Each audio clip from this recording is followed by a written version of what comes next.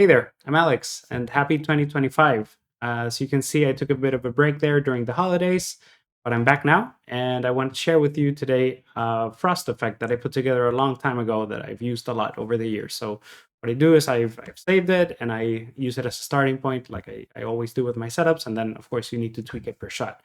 So yeah, let's get started.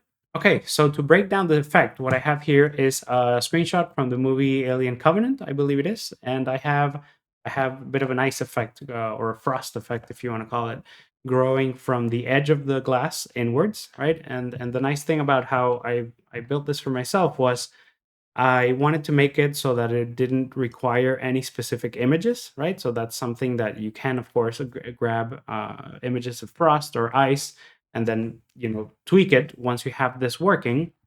So that's something that you would add on top or kiss in here and there, just to depending on the shot you have. But at least you have something that built fully procedurally within Nuke, you can at least get to this stage, which I think is already a big win.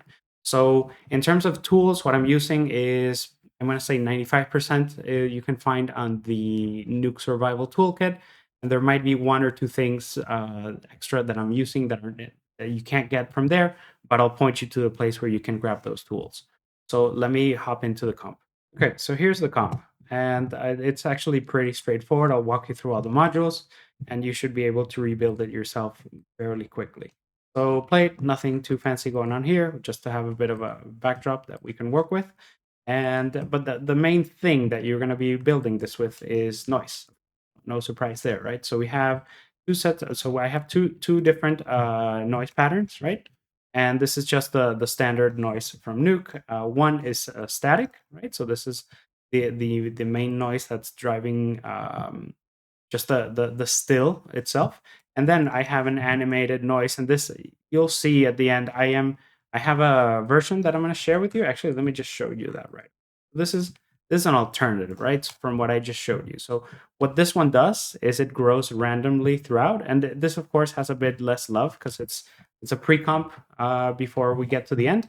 But you see, this one isn't actually growing from outside in. It's just basically noise growing as random as it happens, right? So you have, of course, full control over that. This is a random growth one, so different effects. But I did want to show you this in case this is something that fits better for your shot.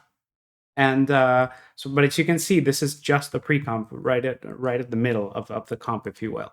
But for the effect I showed you for the final effect, what I'm using is I'm just using the full coverage ice comp of that pre-comp, right? So that is going to be my asset that I'm then going to be revealing in a way that I'm going to be showing you. So I have here the frost reveal, right? So let me show you how to get this started. So you want to have again two sets of noise patterns, right? And you can see they're slightly different in their settings. Probably should have changed the Z value just so they don't have the same pattern, but because they're scaled, you can see they still work pretty well. So one thing is that I like to, even though this comp is set to 1080p, or actually, yes, the comp itself is set to 4K, but the plate is actually 1080p, right? So just keep that in mind. And the reason why I set this to 4K and I set this reformat here as a reminder is just because you probably want as much resolution as you can get from your noise so that your effect has so that you have more pixels to play with, right? I could have done this at 1080p, but then again, if you just bump it up to 4K, and maybe it would be smart to even make it a square texture, again depending on your needs. But for me, this was fine, so I did all my noise stuff at 4K, even though my comp was going to be an HD comp, right? So again, two sets of noises. The difference here is that one has an animated gain and gamma, and what's happening here is that we start from everything being black, and then you see the gain and gamma being animated here, and it just animates upwards so that we have a full reveal, right, of that ice sheet. And because the merge here is set to minus, what's happening is we go and we have something that looks like this, which is more or less how I should be behaving, right? So the next thing you want to go ahead and grab is a fractal blur, and you can find this again from Nukepedia, or rather the Nuke Survival Toolkit's what I mean. So if I go here. This is the screenshot I used from Alien Covenant. And then if you go to Survival Toolkit, you just look for Fractal, and they have it, Fractal Blur. So that's what I'm using. And again, I'm not going to be searching for each one that I'm using. I'm going to let you know when it's something that you can't find in the Survival Toolkit. So Fractal Blur, just pop it in. And what this is doing is if we get closer to our noise pattern here, after they've been minused against each other, we get, what you expect, right? A bit of a cloud feel between the operation happening between those two noises. But adding a bit of fractal breaks it up a bit, and it adds a bit of sharper edges, which feel closer to what I should be, right? And again, you can play around with these settings depending on what you're trying to cover with Frost. You might have to tweak these settings, of course. And then I have a different set of fractal blur just set with a much higher, this one with a much higher distortion size. So this one's at a 200, where the other one was at a 91, and that's just so that we get a bit of that. So it's like a secondary. If you look at frost growing, you have that secondary effect where you have the big pieces moving, but there's like a smaller growth happening around it, and that's, I guess, the intent for this one. And what's happening here is I'm also sharpening these two, so I go from this to this, just so I get a bit of, again, sharper edges, which is more or less what frost would look like. And then I am stenciling them too, just so that we get the edge off. If you look at this, just getting rid of those highlights, because that's not what I'm after at this time. And then from that, I am maxing that on top of this, just so I give it a bit of an extra coverage, right? But again, these are settings that you can play, but that's kind of it. So if I play this back, right, it's going to be a bit slow just because of the operations, mainly in the fractal blur happening. So let me just go ahead and cache it, and I'll show you what it looks like. Okay, so there we have it. Now we have what looks like that expansion, right, of ice, which is what I showed you in the initial pre-comp. And of course, you can definitely use this as a map to reveal what you're trying to add to glass or whatever surface you're trying to add it to. And then as you would expect, a bit of a gray, just so that we tint this slightly blue, which gives that feel. And then I'm clamping it just so that I have full control, make sure that I don't get past the 1. And that's going to be important later down the pipe. But that's just so that I know that the range is kept between 1 and 0, right? So that's the only reason why the clamp is here. Actually, I kept it at 5. It's just so it doesn't go crazy numbers in case you add different noises on top, and in case you add more stuff. That way it keeps it in check. So that's, I guess, the reason why I have it there. Crop, just so that I keep my edges in my bounding box in check. And then here I have a corner pin, which is just placing it in space. And again, it looks like it's not in the right position, but remember, our comp is HD, even though this is a 4K texture. So you see, that's kind of the bones of what builds the frost, right? Again, not terribly complicated. And the next thing would be, of course, so you want to add it to your comp. And what I have here is, again, my plate comes through here, and I am just blurring this bit, right? Just so that I can use, you can grab this from the survival toolkit, as well as lazy tone map, and I'll show you what that does in a moment. So I'm blurring my plate, and the reason why I'm doing this is because I want to give my ice the color from the plate. I want it to inherit, because of course ice is translucent, and it should be, some of that color should be coming through, and that's the reason why that is here. So you can see, because I'm blurring this, we have that color being translated through the ice. So if I were to disable this blur, you see why I don't want this. We start getting really sharp lines. So if we look at our plate here, that's, oh, there we go. Stop that. You see we have lines of maybe his mask or the hand. But if we just blur it, then we know that for sure we don't have those issues. So we can clearly make out the hand here. That's why the blur is here. It just feels, as it should. Then the lazy tone map, that's just to keep values in check again, just so that I can bring all those hot spots down, because I don't really want anything to be super hot. And again, we're going past 1 here, so the lazy tone map just keeps everything in check. And I think at this point, nothing's going past 1. Lazy tone map's great. I use it so much. Again, this is survival toolkit, so you can grab it there. Okay, so that sets up our very initial ice setup with the color transference from the plate into the ice, which would make sense. And then what I'm doing here with the black and white version of the ice is you want to grab something like glass, again, so we have a toolkit. And what this does is it takes the luminance value, or in this case, yeah, I guess is it the alpha or color, whatever. I think it is the alpha. And then what this does is it's going to distort your plate with that mat, or with that plate that you're giving it. So in this case, our noise, right? So as our noise grows, and I'm going to go ahead and find a different, so that bit less growth here on our ice. So just a tad here. If we look at our plate here, now only certain sections are being hit with that effect, right? And as it grows, then you get all that distortion happening throughout wherever that frost is. So if we look at this now, you want to have this below your ice, right? And this is what would, I guess, happen naturally, because ice would be that it's not a perfect sheet of ice, so you want it to break up your plate a bit. And then of course, because we've already treated our ice with the color and the positioning, we can just plus it on top of our plate, which is what's happening here. And you can see if I were to just not have this glass effect at all, then things are too sharp below, because you would expect that ice would be breaking up whatever is happening below. So that it just adds a little bit, and maybe it is a bit strong at the moment, but you get the idea. That's what the intention of what's there. I usually like to add a remove node here, just because I know I should actually fix this within the tool. When you use the glass tool, it introduces extra channels, as you can see here in the crop. So I just make sure that I keep only what I want, which in this case is the RGB. Okay, we add the ice on top. And the next thing I'm going to do here is, again, with our ice texture, I'm going to use this tool called Bump Displace. And I believe that's one that is separate from what I've been using. So yes, Bump Displace, you can find this in Peter Jensen's GitHub. I'll post a link to everything that I'm using again in the description, so you can grab it there, and you can just grab the Bump and Displace. And what this does is it more or less you have control over a light, right, which is what's happening here in the background. And you see it kind of it makes the surface rough, which is again what we're going after.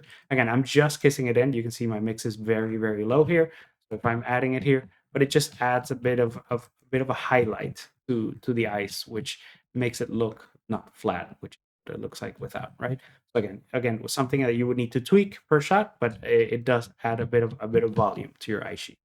Okay, so with that now, what I'm going to go and go ahead and do next is I am now, if we look at the alpha from our ice sheet, I am just grading it up. So I'm just punching up the grain to two, just so that I have a bit extra coverage, and I'm using that as a mask that I can soften the areas where the ice is happening. So again, it's just a matter of keeping things in check. I don't want anything to feel overly strong. So you see, it's just getting the edge of those highlights so that nothing feels too sharp, right? Again, this is definitely something that is dependent on your shot, but it does feel better in this one. So, okay, so that's where we're at here. We've added our sheet of ice, we've colored it, we've added some highlights and kept the values in check. The next thing to do is, of course, you want to do a bit of, you want to make sure that the depth matches the scene, right? So what I'm using here very cheaply is a bit of a roto, so that I can use ID focus.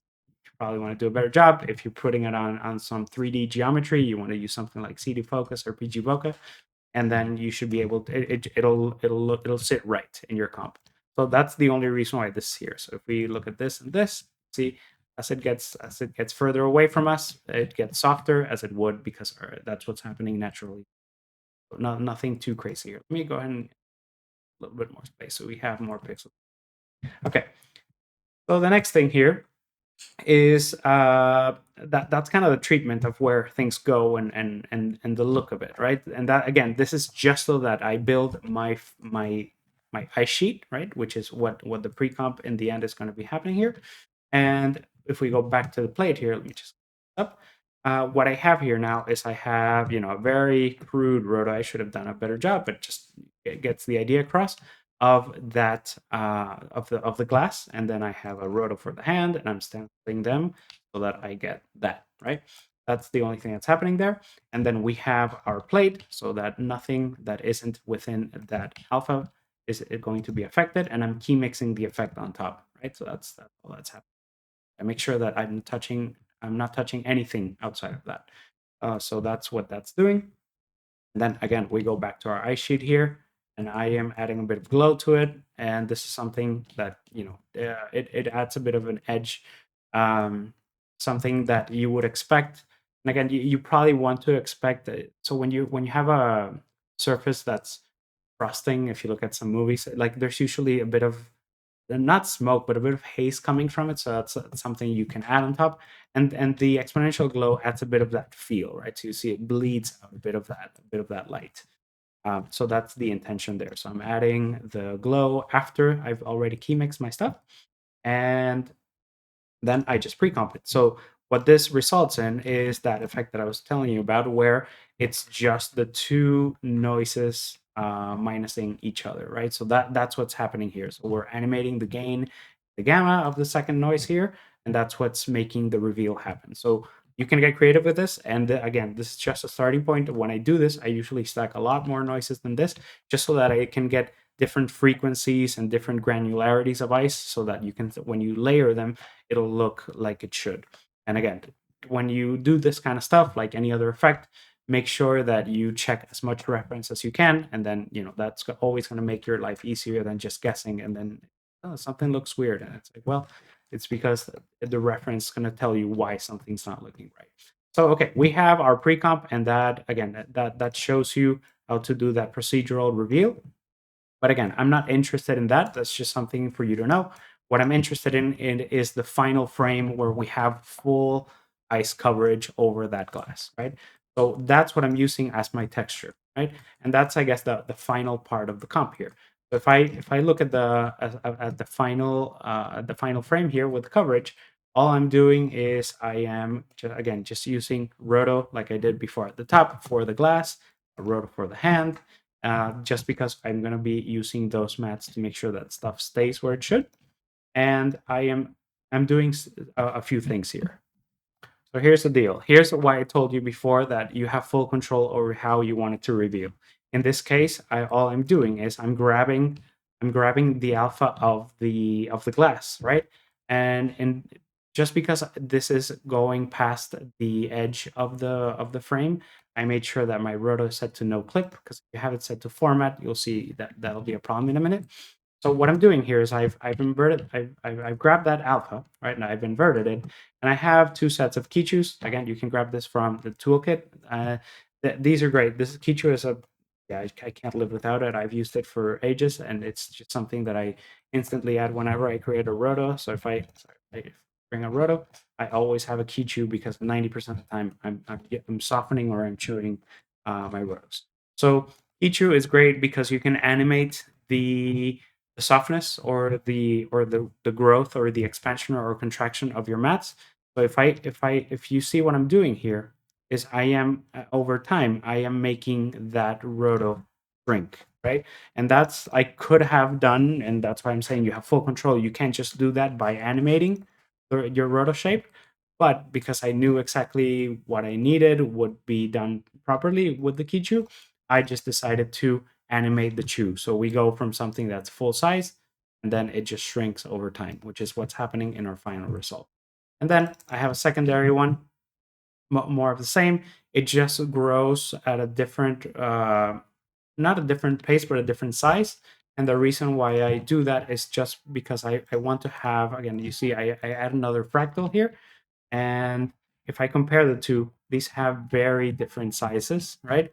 The intent here is that I have the smaller one, that it's going to be added to the big one, just so that we have something that's just out here. Why I like it. So if I see, it just adds that little trail of smaller bits that are chasing, and you can go ahead and be creative with this. You can, you might want to mix them back, but again, when I do this for final in an effect, I use more than just a couple, right? It's just to get the idea across. So what this does is that it stacks those two effects over each other. And now this is what's going to be driving, it's basically the reveal mask for our frost effect. And just so, because I don't want this to be pin sharp, what I have here is a blur. You can see mix is set to 0.4 and size to 3. It's just very minimal, but it does add a bit of that softness. It just felt a bit better.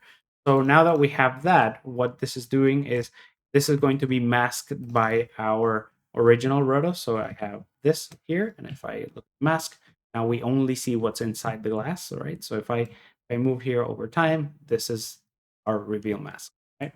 And then again, this is stenciled by our hand roto, so that we punch that in, and that's kind of it for our reveal mask. So if we look at our effect here, another thing I've done is actually I'll get to this a bit later. So okay, we have our mask, right? And if we look at the the way I have this here on my comp, and let's ignore this color correct for now. We have our plate, because that's all that's happening here on the B pipe. Right? And I am running this again through a key mix so that our effect, which is in A, right? The A is the full coverage of ice, and then the mask here has our procedural reveal happening, right? So we look at the plate here, and then with the key mix, what's happening here is that we have our ice being shown only in the areas where the mask is going to be happening. So if I were to add here roto, right, let's say, and I clips here, right? You see now we have coverage there, which is why I'm saying you have full control of this. You can make it grow as you see fit. Of course, it's just a very boring shape, but that's why I'm using stuff like fractal blur to give it that crackling feel. So let me get rid of that roto. So okay, we have our mask, we have our effect, we are key mixing it in. And so the one thing when I was looking at it, right? If you see here, I'm gonna go to the end. There is something. There's something that, because this has a thickness to it, if you don't do anything to the edges of it, it's going to look a bit bland and flat, right? Which is, so you see, I've added a grade note here, and this is again coming straight um, from the frame hold that I did for the texture that I'm using, right? What I'm doing is I am using a node called edger, right? And what this does is you can move. Imagine you just extend you just stencil your alpha against itself, but at an offset, right? So if I copy of it so I don't mess it up, if I change the angle here, you see how the light is traveling around those bits. So here, I move around, you see how it's almost like a light is shown through an area. So with that, at a very low length, so 1.5 pixels, we can get something, these, we get something that now has a bit of thickness to it. And of course, we don't really see it here. Let's just go back. There we go.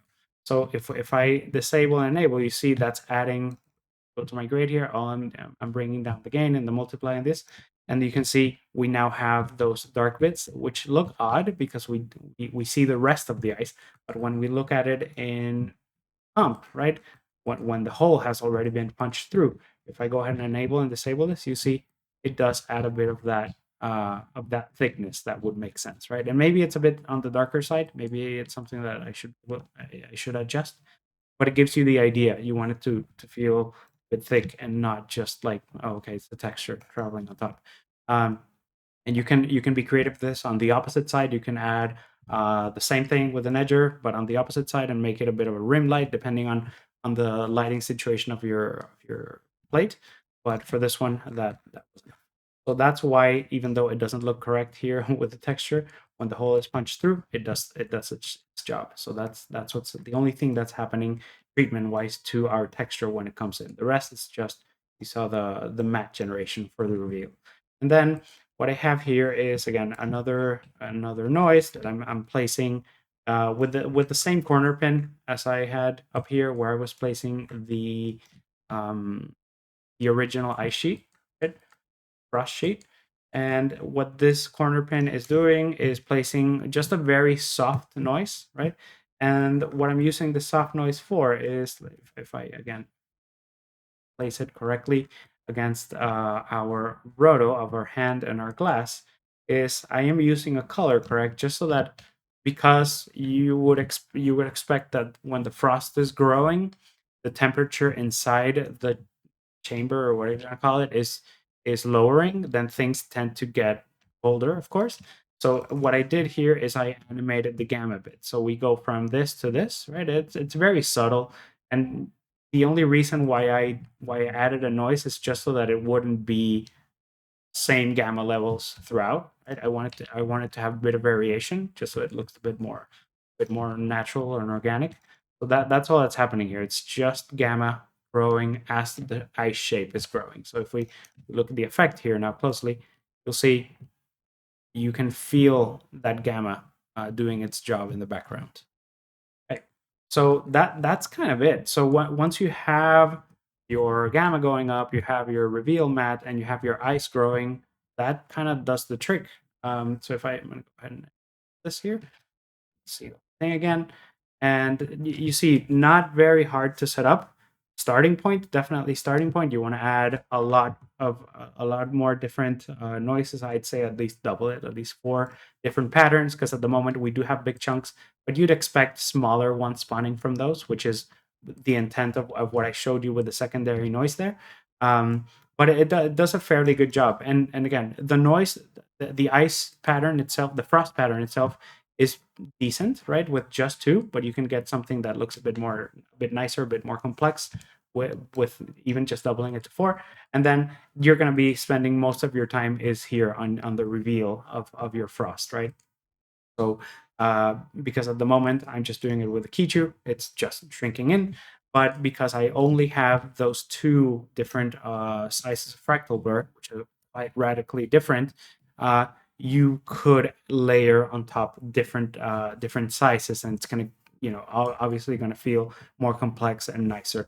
But this is something that when I save templates for myself, I usually don't save just the full effect with 1,000 notes, just because it doesn't make sense, because you're going to be changing a lot of it. You want to have a solid starting point when you build templates, so that when you start, when you're going to reuse it for a different shot, you're not finding yourself deleting a lot of that you adjusted just to make it work for that specific shot. So I have something here that I'm happy with as a starting point, and then from this you just tweak it to whatever you need. So a bit of a creative one to get the year started. I do have some other stuff lined up coming up, and I am going to be doing the Comfy UI series. It's just a matter of finding the time, because it's a bit of a chunky one, but it is coming. So thank you again. Thank you for 2024. I've only been doing it for about, I don't know, 7-8 months now, but it's been very fulfilling. I feel very happy doing this. So more to come, and thank you again. See you on the next one. Cheers.